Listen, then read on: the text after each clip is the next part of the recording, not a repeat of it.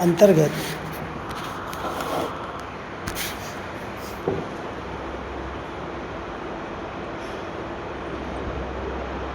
विभिन्न विषयों और तथ्यों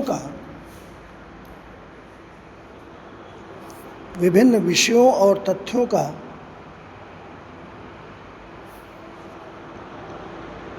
समावेश होता है।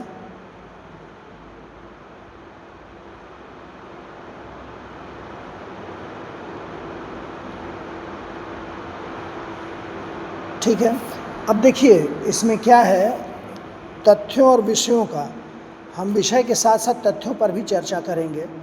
जो विषय है, पहली चीज़ कि किसी नगर को उसकी पहचान के नाम से जाना जाता है, चाहे वो भौगोलिक पहचान हो, चाहे उसकी व्यावसायिक पहचान हो, चाहे उसकी सांस्कृतिक पहचान हो। जैसे मान लो गोरखपुर एक छोटा सा नगर है, तो इसका परिचयात्मक जो संस्कृति रहेगी, परिचयात्मक जो परिचय होगा, वो क्या देंगे? इसको परिचयात्मक रूप में ये कहेंगे कि अंतर्राष्ट्रीय सीमा से सटा गोरखपुर मंडल जो है नेपाल के सीमावर्ती, नेपाल से सटा हुआ भारत का सीमावर्ती जिला है। अंतर्राष्ट्रीय परिप्रेक्ष्य में बात करेंगे। दूसरी चीज़ कि यह ऐतिहासिक पृष्ठभूमि क्या रही है। ऐतिहासिक पृष्ठभूमि ये रही है कि वो जो है आपको गुरु गोरक्षनाथ की तपोस्थली के रूप में इसको जाना जाता है। व्यावसायिक पृष्ठभूमि क्या रही है? अंग्रेज़ों के ज़माने में, मध्यकाल में जिसको हम कहेंगे, यह जो है राजस्व संग्रह का एक प्रमुख केंद्र माना जाता था, जो अवध प्रांत, कौशल प्रांत और मिथिला प्रांत की सीमा पर बसा हुआ एक महत्वपूर्ण संग्रह जो है स्थान था, जहाँ से टैक्स का कलेक्शन होता था।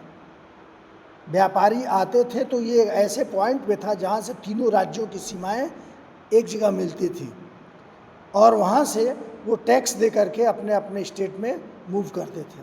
इसीलिए गोरखपुर को पुराने समय से ही जो है धन संग्रह या कर संग्रह का केंद्र माना गया था, और इसका कोई दूसरा परिप्रेक्ष्य नहीं होता है। और भौगोलिक दृष्टि से अगर कहेंगे तो कहेंगे कि तराई, हिमालय से जुड़ा यह क्षेत्र हिमालय का तराई क्षेत्र कहा जाता है, जहाँ पर गोरखपुर स्थित है।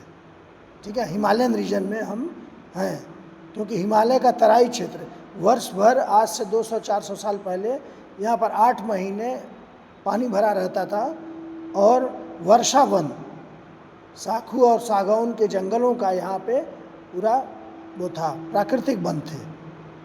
तो ये इस तरह से परिचयात्मक विषय वस्तु के रूप में हम ये रखते हैं। लिखिए, पहला लिखिएगा परिचयात्मक विषय वस्तु। परिचयात्मक विषय वस्तु,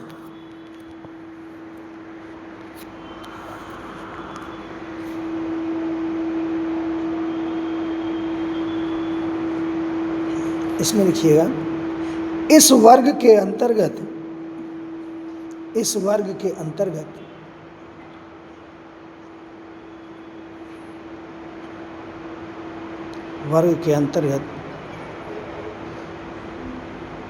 निम्नलिखित चीजें आती हैं।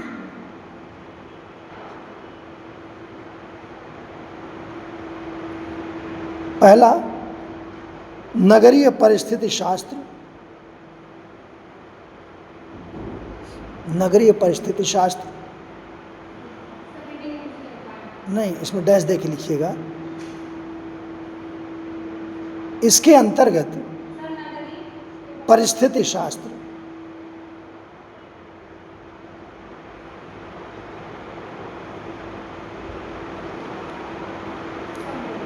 इसके अंतर्गत नगरीय समुदाय की रचना,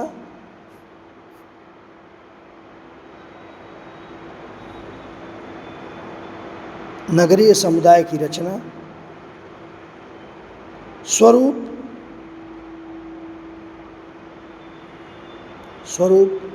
सामाजिक और सांस्कृतिक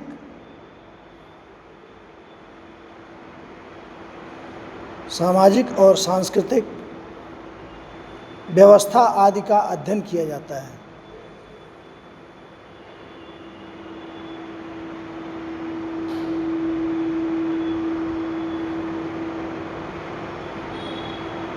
दूसरा लिखिएगा, दूसरा पॉइंट इसी में, नगरीय स्वरूप शास्त्र। नगरीय स्वरूप शास्त्र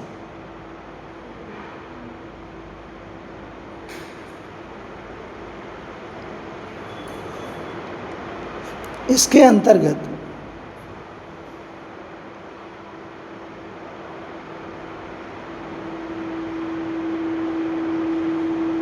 नगरीय जीवन के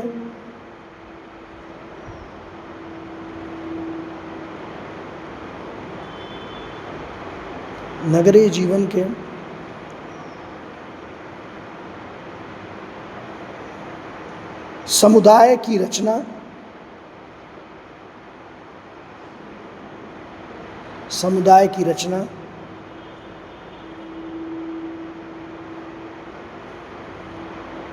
और सामाजिक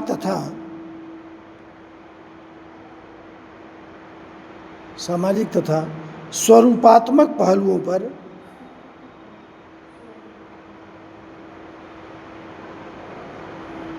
सामाजिक और स्वरूपात्मक पहलुओं पर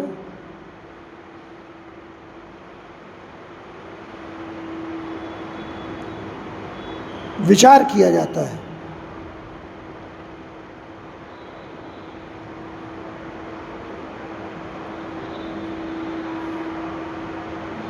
तीसरा पॉइंट लिखिएगा, नगरीय मनोविज्ञान। नगरीय मनोविज्ञान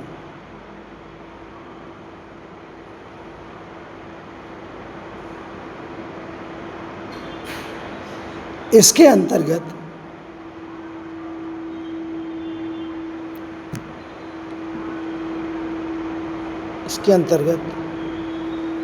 नगरीय जीवन पद्धति,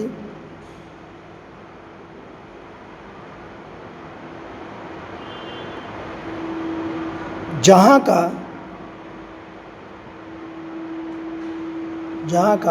मनोवैज्ञानिक ढंग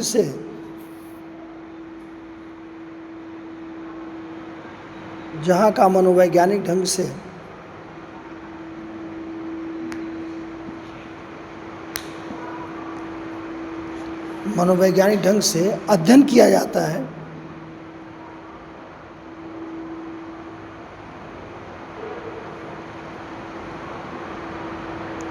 वहीं नगरीय व्यक्ति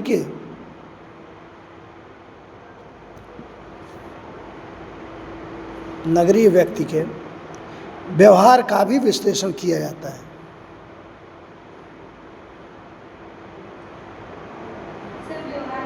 व्यवहार का भी विश्लेषण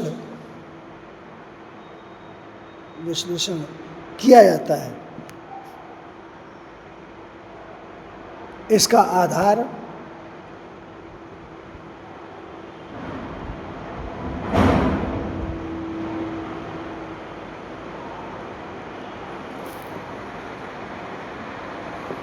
मनोवैज्ञानिक होता है।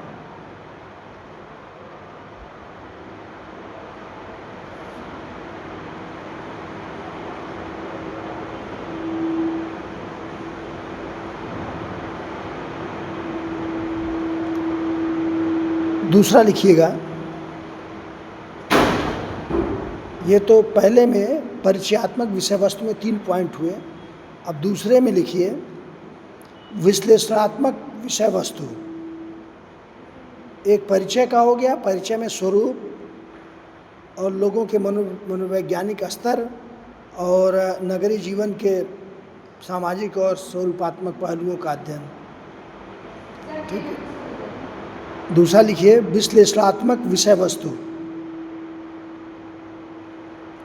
विश्लेषणात्मक विषय वस्तु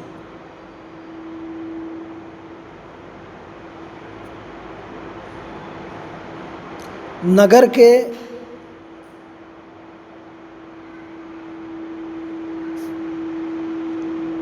विभिन्न पक्षों के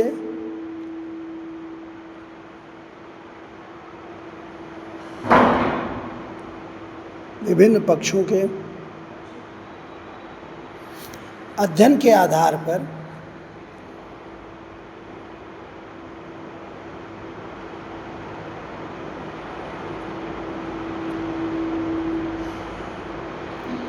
अनेक अवधारणाएं स्थापित की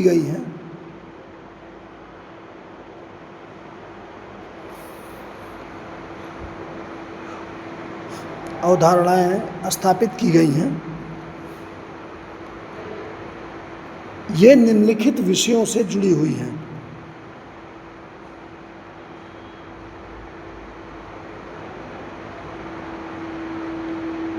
जिन्हें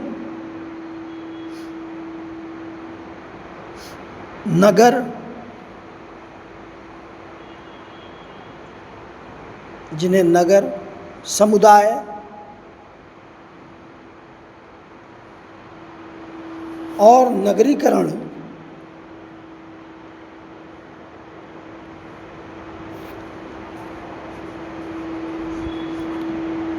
नाम से जाना जाता है।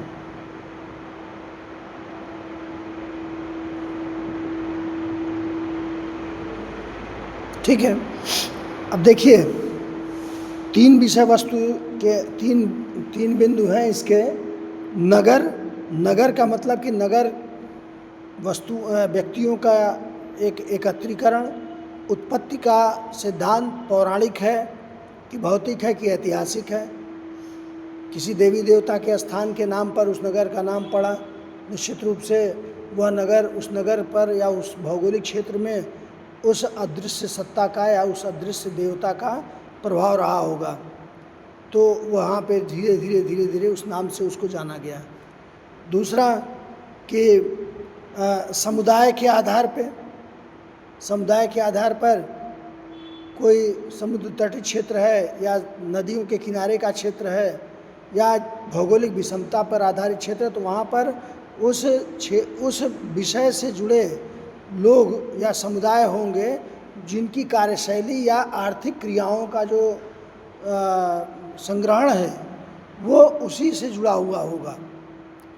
जैसे गोरखपुर का है तो गोरखपुर में ज़्यादातर जो जनजाति निषाद जनजातियों का प्रभाव है, क्योंकि गोरखपुर शुरू से नदियों के गोरखपुर को पूरे यूपी का चिरापूंजी कहा जाता था। चिरापूंजी में क्या होती है? सर्वाधिक वर्षा होती है, और गोरखपुर में भी पूरे यूपी में वर्षा की मात्रा सबसे ज़्यादा गोरखपुर में होती है। विगत 3-4 साल से नहीं हो रहा है, लेकिन वो जो है कंटिन्यू जो है यह इसको गोरखपुर को चिरापूंजी बोलते थे। वर्षा की मात्रा पूरे उत्तर प्रदेश में सर्वाधिक वर्षा की मात्रा गोरखपुर में, और इसको पानी का कटोरा भी बोलते थे, बाउल ऑफ वाटर। चारों तरफ से यह जो है प्राकृतिक रूप से जल से घिरा हुआ क्षेत्र, और बीच में यह भौगोलिक क्षेत्र, और जल भी कैसा, जो इसके सतह से उस जल का स्तर ऊंचा होता है बाढ़ की विभीषिका में, और शहर जो है नीचे चला जाता है और जल जो है ऊपर रहता है। इसीलिए कुछ दशक पहले तक यहाँ पर जो हमेशा जो है बाढ़ की स्थिति बनी रहती थी। विभिन्न प्रकार के जैविक और संचारी बीमारियों का एक तरह से गोरखपुर केंद्र माना गया था, जिसमें इंसेफ्लाइटिस है और भी पीलिया है, चेचक है। ऐसे रोग इसी बरसात के मौसम में हुआ करते थे। सैकड़ों बच्चे मारे जाते थे। उसका कारण था कि यहाँ की भौगोलिक परिस्थिति ऐसी थी कि जिसको फॉलो कर पाना सामान्य व्यक्ति के लिए आसान नहीं था। और स्वतंत्रता प्राप्ति के बाद एक मेडिकल कॉलेज भी बनाया गया, तो वो मेडिकल कॉलेज जो है लगभग 3 करोड़ की आबादी पर एक मेडिकल कॉलेज है, जबकि आपका इंग्लैंड में जो मेडिकल कॉलेज होता है वो 30,000 की आबादी पर होता है, मैक्सिमम 30,000 की आबादी पर। सोचिए, हमारे वहाँ जनसंख्या की विषमता इस तरह से है कि स्वास्थ्य और चिकित्सीय सुविधाओं की जो स्वास्थ्य और चिकित्सीय सुविधाओं का जो जिस अनुपात में यहाँ पर होना चाहिए, उस अनुपात में ये सुविधाएं नहीं हैं। तो इस तरह से ये समुदाय की अपनी एक विशेषता है। और तीसरा नगरीकरण। नगरीकरण का मतलब, नगरीकरण क्या है? नगरीकरण एक प्रक्रिया है। नगरीकरण को हम नगर नहीं कहेंगे। नगर तो एक टोटलिटी है जहाँ पर प्रोसेस और उसकी पृष्ठभूमि तमाम चीज़ें एक साथ दिखाई। लेकिन नगरीकरण जो है एक प्रक्रिया है जो अन्य भौगोलिक क्षेत्र को उस विशिष्ट भौगोलिक क्षेत्र से अलग कर देता है। गैर कृषिगत उद्योग धंधों का जहाँ पर प्रचुर मात्रा में उपलब्धता हो, ऐसे क्षेत्रों को हम नगर की संज्ञा देते हैं। सामान्य जो नगर की परिभाषा है नगरीकरण की प्रक्रिया के अंतर्गत कम्युनिटी डेवलपमेंट, सामुदायिक विकास संतृप्त रूप में होता है। साथ ही साथ नगर के प्रशासनिक केंद्र का एक ढांचा होता है जो सिर्फ नगर पर ही वह नियंत्रण नहीं करता, उस नगर के आसपास जो क्षेत्र, जो ग्रामीण क्षेत्र हैं, उन क्षेत्रों पर भी वह नियंत्रण करने का कार्य करता है। क्योंकि वह नगर जो होता है वह स्वयं में संप्रभु होता है। वहाँ पर प्रशासन, शासन और न्यायपालिका तीनों का मुख्यालय होता है नगर। जिला न्यायालय, जिला अधिकारी और जो कानून व्यवस्था होता है, जिले की कानून व्यवस्था, जिसको हम कहते हैं कि सिविल लाइन का एरिया। सिविल लाइन का एरिया क्या बोलते हैं? सिविल लाइन मतलब कि जो नागरिकों की सामाजिक और आर्थिक भौतिक सुरक्षा के लिए वह व्यवस्था देने वाला क्षेत्र, उसी को सिविल लाइन बोलते हैं। प्रत्येक जिले में एक सिविल लाइन होता है और सिविल लाइन के सटे उसका कैंट होता है। कैंट किसको कहते हैं? कैंट जो है पॉश एरिया होता है, जहाँ से सामरिक प्रशासनिक जो क्षमता है उसका प्रदर्शन किया जा सके सुरक्षा के लिए, नगर की सुरक्षा के लिए। और प्रबंधन का कार्य क्या होता है? प्रत्येक नगर का एक अपना विकास भवन होता है, डिस्ट्रिक्ट कार्यालय जिसको बोलते हैं, जिला कार्यालय, जिसे वर्तमान में विकास भवन के रूप में जाना जाता है। और विकास भवन में क्या होता है? नगर के जितने भी राज्य से संचालित जितने भी विभाग होते हैं, उन विभागों का वह मुख्यालय होता है। कौन सा? विकास भवन। वहाँ पर आपका छात्रवृत्ति का भी अधिकारी बैठता है, वहाँ पर वो आपका जो है नियोजन अधिकारी बैठता है, डिस्ट्रिक्ट प्लानिंग ऑफिसर बैठता है। उसके बाद में वहाँ पर मुख्य विकास अधिकारी बैठता है। वहाँ पर लोक निर्माण विभाग से जुड़े कार्यों की देखरेख करने के लिए वो जो है उसका कमिश्नर बैठता है, लेबर कमिश्नर बैठता है। वहाँ पर निर्माण के लिए कंस्ट्रक्शन का एक जो है जो सबसे सर्वे सर्वा जो अधिकारी होता है, इंजीनियर होता है, वो बैठता है। इसके अलावा जो इलेक्ट्रिसिटी बोर्ड है ऊर्जा का, उसका भी एक अधिकारी वहाँ बैठता है। इन सभी के ऊपर कौन होता है? जिला अधिकारी होता है, डीएम होता है। डीएम क्या करता है? डीएम जो है वह पूरे जिले की कानून और व्यवस्था को मैनेज करने का, देखने का, प्रबंधन का कार्य करता है। कानून व्यवस्था में सुरक्षा भी आता है, स्वास्थ्य भी आता है, चिकित्सा भी आता है, महत्वपूर्ण सामानों की सप्लाई भी उसमें आता है। इसीलिए उसमें जिला आपूर्ति कार्यालय भी उसमें शामिल किया गया है। जिला आपूर्ति कार्यालय का काम क्या होता है? आवश्यक सेवाओं की या आवश्यक सामानों की सूची उपलब्ध कराना और उस आवश्यक सामानों की सूची उपलब्ध कराने के साथ साथ उसकी आपूर्ति को भी सुनिश्चित करना जिले में। क्योंकि बहुत सारी वस्तुएं हैं जो सामान्य व्यक्ति की पहुंच तक नहीं हो, पहुंच तक संभव नहीं है कि सामान्य व्यक्ति उनको खरीद पाए, क्योंकि रेयरेस्ट होती हैं, सब्सिडाइज्ड होती हैं। जैसे गैस है, तेल है, आपका जो है एलपीजी सिलेंडर है, अन्य जो गैर परंपरागत या पारंपरिक जो है ऊर्जा के स्रोत हैं, वो सब क्या हैं, उनको मेंटेन करने का काम जिला आपूर्ति कार्यालय जिले का करता है। इसके अलावा डिस्ट्रिक्ट न्यायालय होता है एक जिले में, नगर में जिला न्यायालय जिसको कहते हैं जिला सत्र, डिस्ट्रिक्ट सेशन ऑफिसर वहाँ बैठता है, जज बैठता है। वह आसपास के तहसीलों से आए विभिन्न मुकदमों की सुनवाई जो है जिला न्यायालय के अंतर्गत की जाती है। और इसके अलावा जिले में कैंट की स्थिति और कोतवाली की स्थिति, जिले का मुख्य भाग जो है वह जो है कोतवाली के अंतर्गत आता है। कोतवाल जो होता है वो पूरे उस नगर की परिधि में जो भी घटनाएं घटती हैं वो जो है कोतवाली को सूचना दी जाती है। अन्य थानों से कोतवाली को सूचना दी जाती है और कोतवाली से वो जाता है एसएसपी के वहाँ और एसएसपी से सीधे जिलाधिकारी के वहाँ। आपराधिक कृत्यों, आपराधिक मुकदमों की देखरेख कैदी को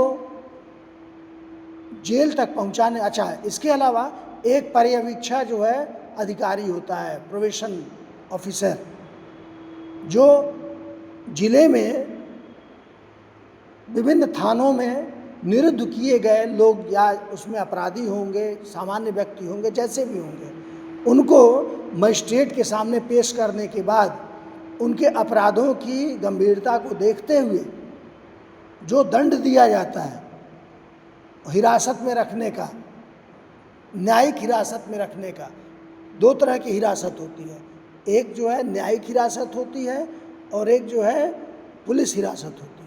तो पुलिस हिरासत में थाने पे, चौकी पे बैठाए जाते हैं लोग, उसकी लिमिट होती है कि उसमें महिला को 8 घंटे से अधिक किसी थाने या किसी चौकी पर नहीं बैठाया जा सकता। उसको गिरफ्तार करने के तुरंत बाद वर्किंग आवर में उसको तुरंत जो है मजिस्ट्रेट के सामने पेश करना होता है और मजिस्ट्रेट क्या करता है, उसको सुरक्षा देते हुए उसके, अगर वो उसको जो है जेल की आवश्यकता है, मतलब उसको जेल में रखने की आवश्यकता महसूस हो रही है, तो वहीं से वो जेल भेज देगा और वहाँ पर महिला पुलिस के संरक्षण में या महिला जो बंदी रक्षक हैं उनकी संरक्षण में उसको रखा जाता है।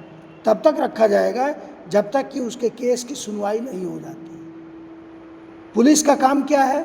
अपराधी को पकड़ना, अपराध पर नियंत्रण करना, परंतु अपराधी को पकड़ करके क्षणिक समय तक, कुछ घंटों के लिए ही वह अपनी पुलिस हिरासत में रख सकता है और उससे अधिक अगर लिमिट हो रही है तो उसको किसकी अनुमति लेनी पड़ेगी?